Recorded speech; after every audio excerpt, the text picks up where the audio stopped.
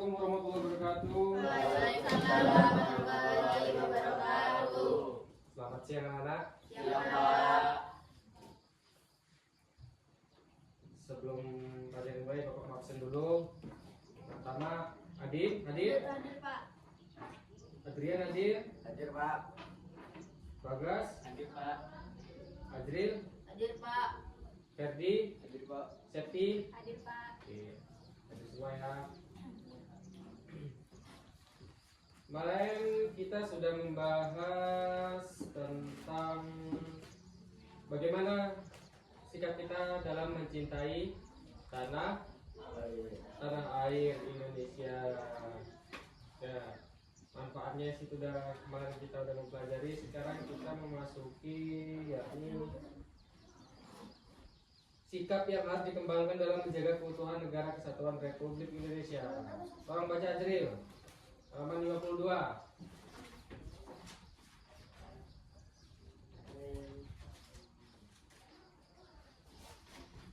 Sikap yang harus didari dalam menjaga keutuhan wilayah NKRI cinta tanah air adalah Yang mana itu? Halaman 52.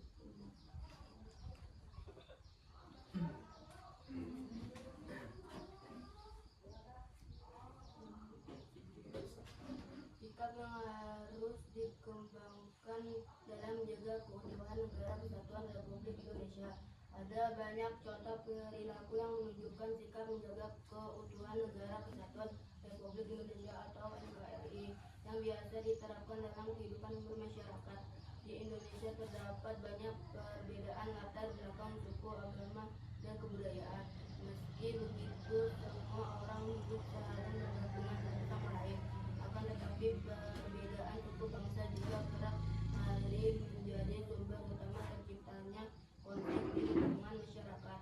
Oleh karena itu, sebagai warga negara Indonesia yang baik, sudah sewajibnya kita sama-sama saling menjaga keutuhan negara agar tidak mudah pecah. Meski ada banyak perbedaan, keanekaragaman itu seharusnya bisa menjadi kekuatan supaya negara Indonesia terhindar dari ancaman yang ingin memecah persatuan bangsa. Berikut sikap yang harus dikembangkan dalam menjaga keutuhan negara kesatuan Republik Indonesia. Adrian.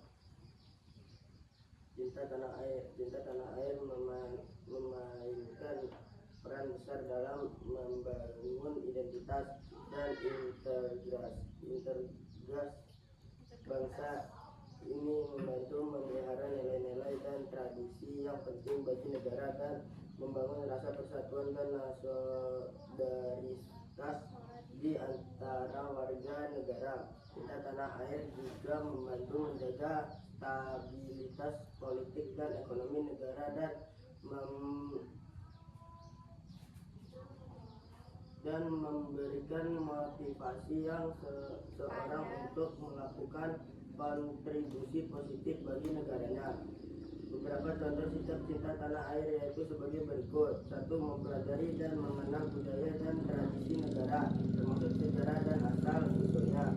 2. Menghormati dan memperhatikan asal adat istiadat dan tata cara yang berlaku dalam budaya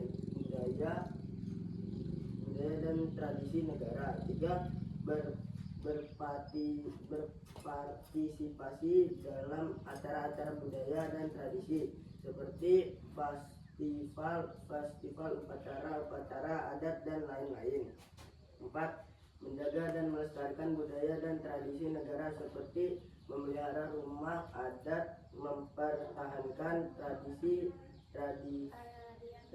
tarian tradisional dan lain-lain. Oke, ada Septi, ada berkorban. Rela berkorban. Semangat cinta tanah air membuat seseorang rela berkorban dan pantang menyerah dalam membela bangsa dan negara. Orang yang rela berkorban untuk NKRI berarti bersedia mengorbankan segala-galanya demi kejayaan dan kemakmuran tanah airnya. Ada banyak bentuk perilaku rela berkorban yang bisa dilakukan untuk menjaga keutuhan NKRI. Sikap rela berkorban tersebut bisa dimulai dari lingkungan keluarga, sekolah, masyarakat, dan negara. Berikut contoh sikap rela berkorban. 1. Menolong teman yang sedang kesulitan. 2. Rutin sedekah pada orang tidak mampu. 3. Mementingkan kepentingan bersama daripada 4. Menurunkan sifat egoisme atau ingin menang sendiri. 5. Turut membantu orang tua mengerjakan pekerjaan di rumah. Oke, cukup. Di sini sikap yang harus dikembangkan dalam menjaga keutuhan negara kesatuan Republik Indonesia. Yang pertama, cinta tanah air. Cinta tanah air ini yang pertama mempelajari dan mengenal budaya dan tradisi negara. Nah, jadi yang kita tahu sangat banyak tradisi, dari mulai tradisi Jawa, tradisi orang Bali, tradisi orang Melayu. Kalau kita kan di Riau sini banyak sekali. Di situ tuh banyak ciri khasnya. Mungkin kalau orang Jawa ada sesajen-sesajennya seperti itu. Orang Bali ya pakai sesajen. Kalau kita orang Melayu mungkin ada, cuma kurang, lain dengan seperti orang di Jawa sana.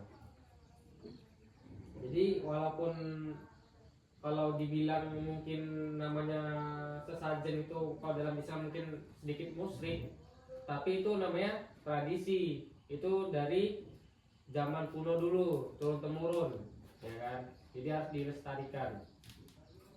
Secara garis besar itu namanya adat istiadat yang turun temurun. Jadi jangan sampai tertinggal, jangan sampai terlupakan, biar tidak hilang. Kedua, menghormati dan memperhatikan adat istiadat. Nah, menghormati walaupun mungkin di sana, di luar sana mungkin kayak sedikit aneh, mungkin sedikit berbeda dengan adat kita tetap harus menghargai. Kita nggak boleh, kok pakai kayak gitu sih, ya kan? Nggak boleh. Kita nggak boleh ngejek, nggak boleh menghina, karena kita nggak tahu juga struktur apa yang ada di dalamnya. Kita nggak ngerti apa-apa saja kan. 3.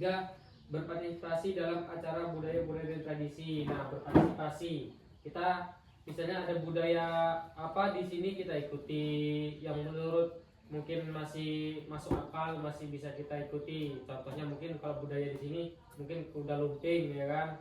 Nah, kan tuh banyak juga tuh yang ikut tuh. Nah, boleh juga tuh berpartisipasi. Berarti kita secara gak langsung kan kita melestarikan, ya kan, agar tidak punah tuh bagaimana kita ikut kuda lumping. Nah, biar tidak punah. Bisa juga mungkin kayak acara-acara lain, entah mungkin hadroh. Nah, bisa juga kita lestarikan. 4. Menjaga dan melestarikan budaya dan tradisi negara. Nah, itu tadi sama semua ya contohnya. Jadi walaupun udah zamannya sekarang udah modern, tetap namanya tradisi harus dilaksanakan, dilestarikan. Jangan sampai pudar begitu aja, apalagi sampai diambil budaya orang lain. Ada sampai di luar negeri itu apa, tahu ya kalau kuda lumping itu yang banyak kan, kayak dari angklung, dari yang apa di pokok-pokok tuh yang bunder-bunder tuh apa namanya tuh? Kenong ya? Apa? Kenong? Iya. Ya, kenong kan. Nah, terus ada gong. Nah, itu di luar negeri itu udah jadi permainan juga di sana, jadi musisi, alat musik di sana. Jadi kalau kita gak melestarikan nanti bakalan direbut, ya kan. Lanjut lagi, rela berkorban. Ya, ini berikut contoh sikap rela berkorban. Menolong teman yang sedang kesulitan. Nah, ini sangat bagus, menolong teman. Misalnya teman kita lagi jalan-jalan nih, terus naik motor kan, jatuh. Nah, jangan diketawain, harus ditolong dulu, dibantu. Atau temannya lagi rusak motornya, bro tolonglah jemput aku di sini, ya kan. Oke, tunggu aja, bawa apa? Sudah, perhatian putus, bawa sambungannya. 2. Rutin sedekah pada orang tidak mampu. Wah, ini sedekah, pahala sedekah itu sangat besar. Jadi jangan pelit-pelit dalam bersedekah. Misalnya pada orang yang nggak mampu, kita kasihlah duit 1.000 atau 2.000 buat dia beli es. Atau kalau nggak punya duit, kita kasih makanan. Misalnya kita lagi main keluar nih, lihat orang cuma duduk kasihan pinggir jalan, kita kasih. Ada banyak tuh di kota-kota, tapi kalau di sini nggak ada ya, rata-rata insya Allah berkecukupan semua. 3. Mementingkan kepentingan bersama daripada kepentingan pribadi. Nah, ini sangat penting, kepentingan bersama. Bagaimana caranya agar sekolah ini tuh bisa maju? Jadi jangan sampai mementingkan kepentingan sendiri.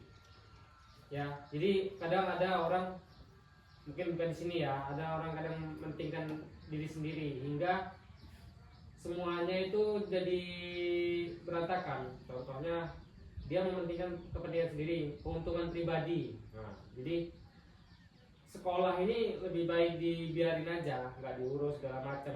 Yang penting aku pegang duit. Nah, itu bukan di sini ya, nggak tahu ya. Itu di luar. Empat, menurunkan sifat egoisme atau ingin menang sendiri. Nah, ini juga kalau kita mau berjalan terus sekolah ini, kita memang harus menurunkan sifat egois. Bagaimana agar sekolah ini maju? Nah, kan.